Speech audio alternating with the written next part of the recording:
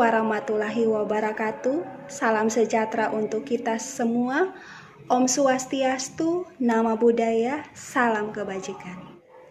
Di video kali ini kita akan membahas bersama terkait dengan langkah-langkah mengidentifikasi sumber-sumber masalah dalam penelitian keperawatan.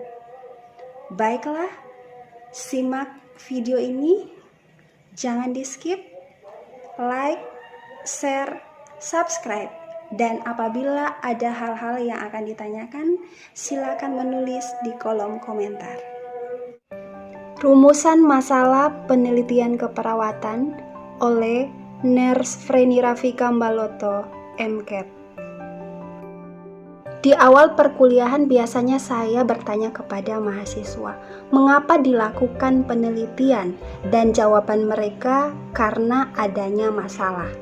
Ya, benar, dilakukannya sebuah penelitian karena ada masalah. Apa yang kita pahami tentang masalah? Masalah adalah penyimpangan antara yang seharusnya dengan apa yang benar-benar terjadi, atau ketidaksesuaian antara teori dan praktek maupun rencana dengan pelaksanaan.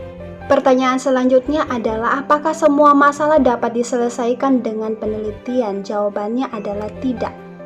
Karena masalah yang akan diteliti adalah masalah yang memiliki fenomena, masalah dalam rangkaian peristiwa serta keadaan yang dapat diamati dan dinilai lewat sebuah kacamata ilmiah atau lewat suatu disiplin ilmu tertentu dan dapat terjadi di mana-mana. Itu pemahaman dari fenomena.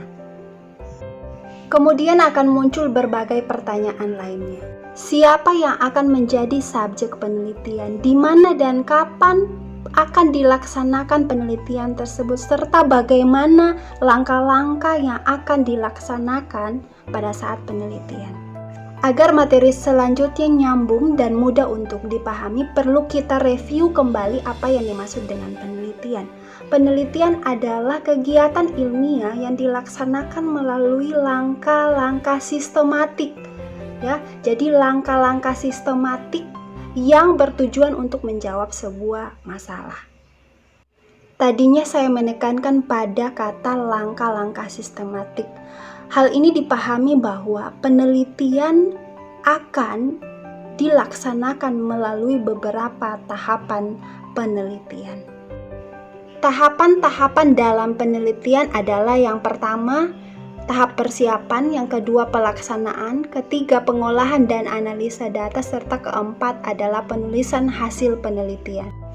Tahap pertama adalah persiapan, yaitu tahapan di mana disusunnya rencana penelitian yang dituangkan dalam sebuah bentuk proposal penelitian. Terdiri dari apa saja? Pertama, menentukan masalah penelitian, merumuskan masalah penelitian, menentukan tujuan dan manfaat penelitian, melaksanakan penelusuran literatur, merumuskan hipotesis, menentukan desain penelitian, menentukan populasi dan sampel penelitian, mengembangkan instrumen penelitian, dan menentukan metode pengumpulan data, serta uji validitas dan reliabilitas instrumen. Tahap yang kedua adalah pelaksanaan. Di sini peneliti akan melakukan pengumpulan data pada sampel yang terpilih sesuai dengan tujuan penelitian.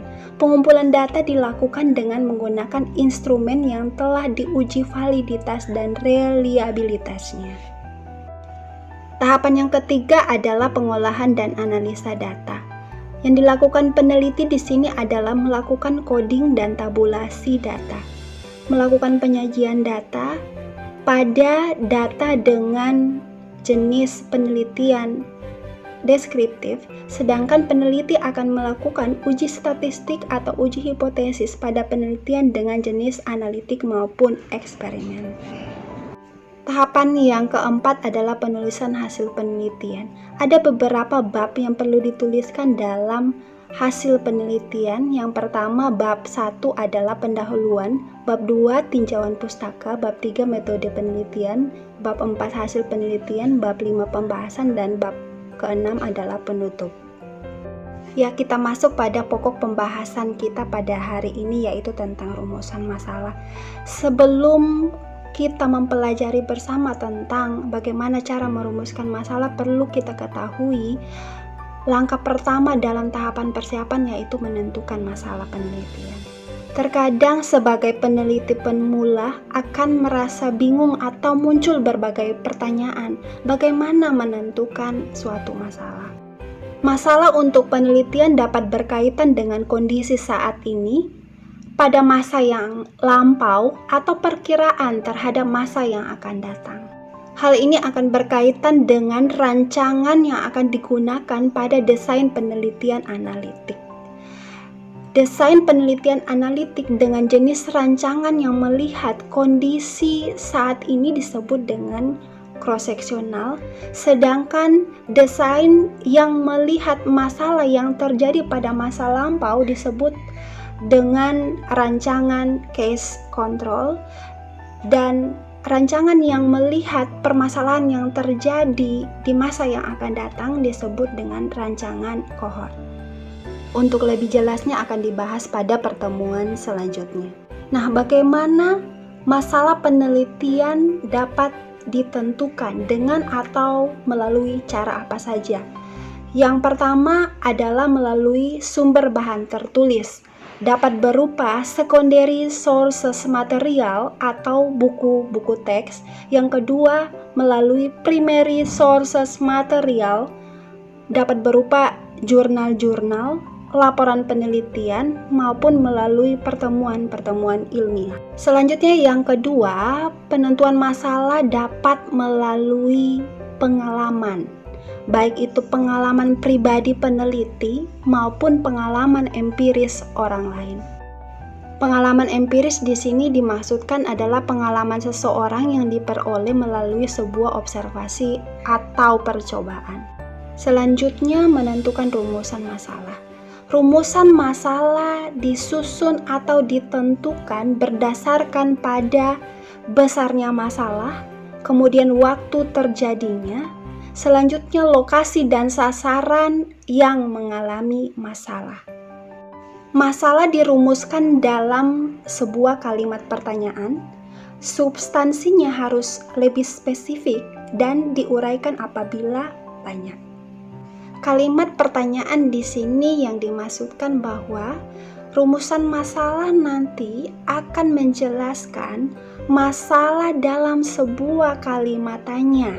Kalimat tanya ciri-cirinya apa saja, yaitu ada kata tanya dan ada tanda tanya. Bisa jelas ya?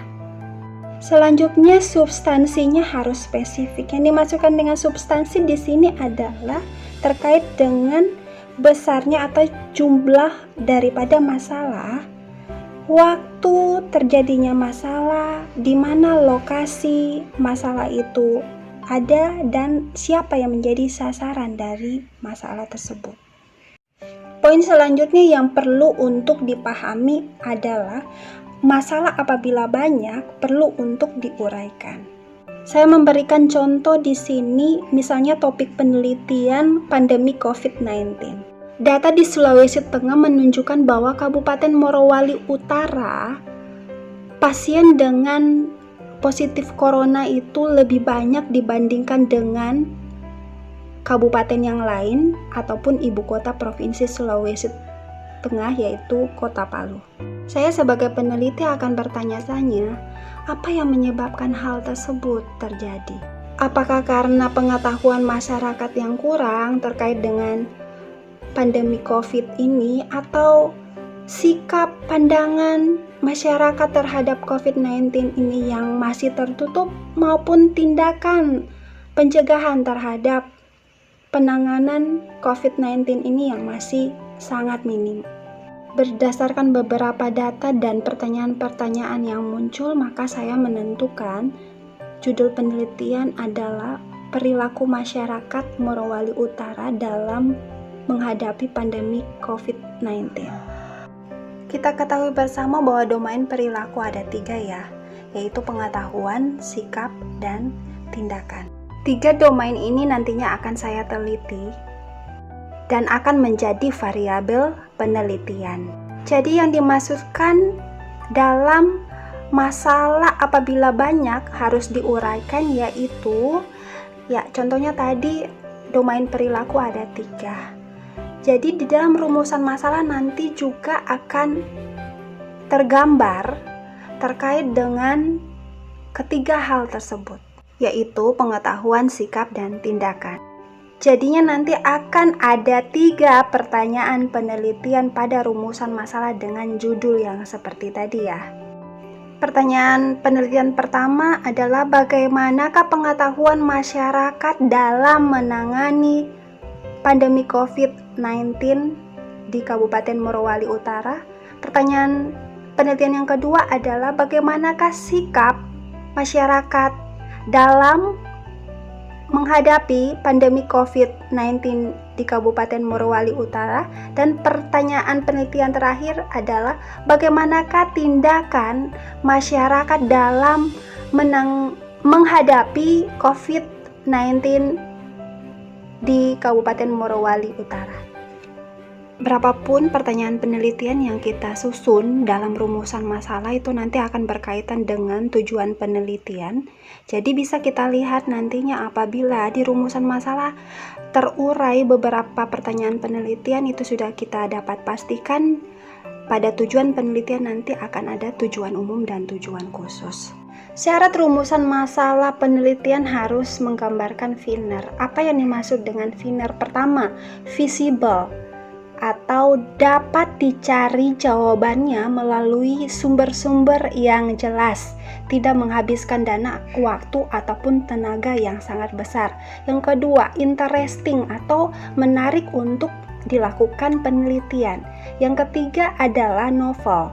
Novel di sini menjelaskan bahwa rumusan masalah tersebut membantah, mengkonfirmasi penemuan terdahulu atau melengkapi, mengembangkan hasil penelitian terdahulu ataupun menemukan sesuatu hal yang baru. Keempat, etikal. Etikal di sini atau etika yaitu penelitian tidak bertentangan dengan etika, moral, dan nilai-nilai keyakinan agama. Kelima, relevan. Relevan penelitian tersebut diharapkan dapat bermanfaat bagi perkembangan ilmu pengetahuan dan teknologi, meningkatkan asuhan keperawatan, karena ini kita berbicara pada lingkup keperawatan ataupun kebijakan. Yang ketiga, sebagai dasar pada penelitian selanjutnya. Selanjutnya ada 3 jenis rumusan masalah. Yang pertama adalah masalah deskriptif, yang kedua adalah masalah komparatif atau asosiatif, dan yang ketiga adalah masalah korelatif. Kita bahas satu-satu ya. Yang pertama, masalah deskriptif. Masalah deskriptif merupakan rumusan masalah yang berkenaan dengan pertanyaan terhadap variabel mandiri, baik pada satu variabel ataupun lebih. Contoh judul adalah pengetahuan tentang teknik menyusui pada ibu nifas yang tinggal di wilayah puskesmas A. Rumusan masalahnya adalah bagaimanakah pengetahuan tentang teknik menyusui pada ibu nifas yang tinggal di puskesmas A. Tadi di definisi masalah deskriptif adalah rumusan masalahnya akan ada pertanyaan penelitian terhadap variabel mandiri, baik pada satu variabel atau lebih. Variabel mandiri pada satu variabel atau lebih. Variabel mandiri di sini dimaksudkan adalah variabel yang berdiri sendiri, tidak bergantung pada variabel yang lain. Itu adalah ciri khas daripada masalah deskriptif. Kita kembali pada judulnya, yang mana yang merupakan variabel penelitian. Variabel penelitian adalah pengetahuan, dan variabelnya hanya satu, pengetahuan tentang teknik menyusui pada ibu nifas yang tinggal di wilayah puskesmas A. Tentang teknik menyusui ini adalah spesifikasi daripada pengetahuan. Sasarannya siapa? Sasaran di sini adalah ibu nifas, dan di mana tempat penelitian atau timbulnya masalah yaitu di wilayah puskesmas A. Selanjutnya tentang masalah komparatif atau asosiatif. Masalah komparatif atau asosiatif menjelaskan bahwa rumusan masalah penelitian yang membandingkan atau menghubungkan antara satu atau lebih variabel pada dua atau lebih sampel yang sama atau berbeda, atau pada waktu yang berbeda pula. Pada definisi tadi saya menekankan pada 3 kata, yaitu satu atau lebih variabel, kemudian dua atau lebih sampel yang sama atau berbeda, kemudian yang ketiga adalah waktu yang berbeda. Ini adalah 3 ciri dari masalah komparatif atau asosiatif yang membedakannya dengan masalah deskriptif atau masalah korelatif. Sekarang kita lihat contohnya ya. Judul: Perbedaan motivasi kerja dan beban kerja perawat di rumah sakit pemerintah dan rumah sakit swasta. Rumusan masalahnya adalah apakah ada perbedaan motivasi kerja dan beban kerja perawat di rumah sakit pemerintah dan rumah sakit swasta? Kita kembali kepada 3 ciri tadi ya. Kita lihat judul. Ada berapa variabel pada judul? Variabel pada judul ada 2, yaitu motivasi kerja dan beban kerja. Sasarannya siapa? Sasarannya adalah perawat. Dan di mana tempatnya? Tempatnya adalah rumah sakit pemerintah dan rumah sakit swasta. Siapa yang menjadi sampelnya? Sampelnya sama atau berbeda? Di sini sampelnya pastinya berbeda. Karena perawat pada rumah sakit pemerintah dan rumah sakit swasta itu pastinya perawat yang berbeda pula. Ada kata perbedaan ya di judul, ini menjelaskan lebih terperinci kepada masalah komparatif, karena masalah asosiatif itu lebih mengarah kepada rumusan masalah yang melihat suatu hubungan antara satu variabel atau lebih. Kemudian penggolongan rumusan masalah yang terakhir, yang ketiga adalah masalah korelatif, merupakan rumusan masalah penelitian yang bersifat mengukur seberapa besar korelasi atau hubungan antara 2 variabel atau lebih. Contoh judul penelitiannya adalah hubungan antara jenis kelamin dengan perilaku merokok remaja di desa B. Rumusan masalahnya, berapa besar korelasi antara jenis kelamin dengan perilaku merokok remaja di desa B? Di sini jelas terlihat ya, di judul penelitian maupun di rumusan masalah ada kata korelasi. Jadi untuk masalah korelatif ini akan muncul di judul ataupun di rumusan masalah terkait dengan kata korelasi. Rumusan masalah asosiatif sendiri dibedakan menjadi 3, yaitu menjelaskan tentang hubungan simetris, hubungan kausal, dan hubungan interaktif. Hubungan simetris adalah hubungan antara 2 variabel atau lebih yang kebetulan munculnya bersamaan dan berdasarkan pada sifat kesamaannya variabel, bukan pada hubungan sebab akibat atau saling mempengaruhi. Contoh judul penelitiannya adalah hubungan pendidikan dengan pengalaman kerja perawat di rumah RSUD A. Jadi variabel di sini adalah pendidikan dan pengalaman kerja. Ini berdasarkan pada sifat kesamaan pendidikan dan pengalaman kerja. Jadi bukan pada hubungan sebab akibat atau saling mempengaruhi untuk contoh pada variabel penelitian ini ya.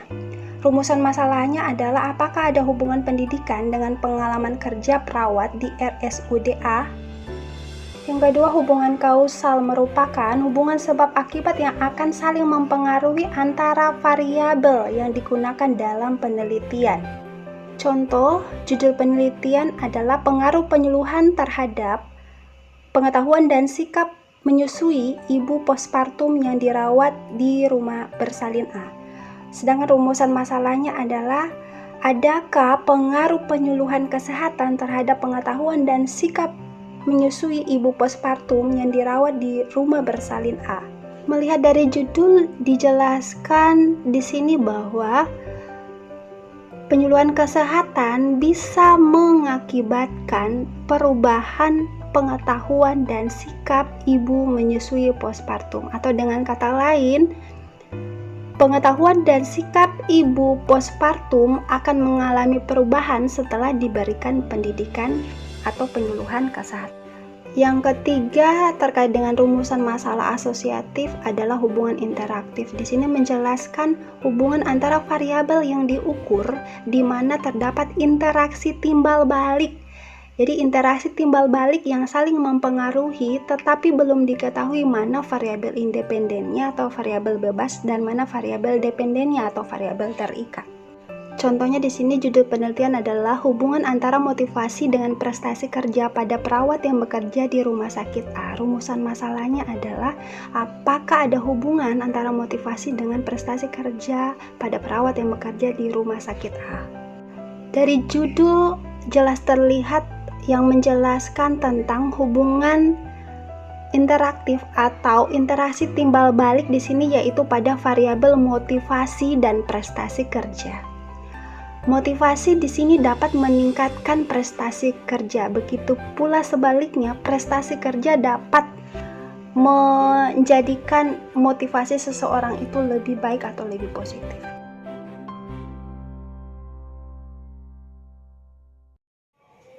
Demikianlah materi pada saat ini terkait dengan langkah-langkah mengidentifikasi sumber-sumber masalah dalam penelitian keperawatan. Semoga materi ini bisa bermanfaat bagi kita semua. Terima kasih. Wabillahi taufiq wal hidayah. Wassalamualaikum warahmatullahi wabarakatuh. Salam sejahtera untuk kita semua. Om Santi Santi Santi Om. Nama budaya, salam kebajikan.